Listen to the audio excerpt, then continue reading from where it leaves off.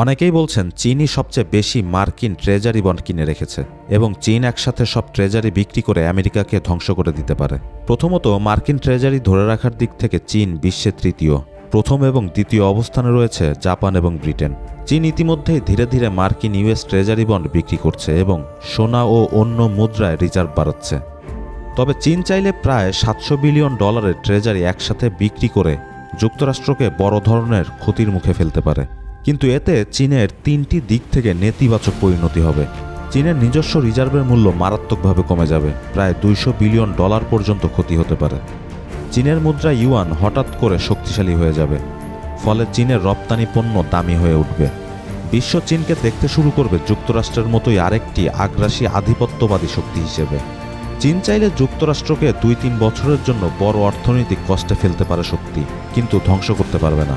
তবে যদি চীনের বিক্রি করা বন্ডগুলো অন্য কোনো দেশ কিনে না নেয়, সেক্ষেত্রে বলা যেতে পারে আমেরিকার পতনে শুরু হবে। যদিও এরকম সিচুয়েশন এখনও আসেনি। ইউএস ট্রেজারি বন্ড ধনীদের প্রফিটের খেলা না, এটা রাষ্ট্রগুলোর সার্ভাইভাল টুল বা ইমার্জেন্সি ওয়েপন। বরং চীন ট্রেজারিগুলো একেবারে বিক্রি না করে শুধুমাত্র বিক্রি করার হুমকি দিয়ে হয়তো এগুলো কাজে লাগাতে পারে।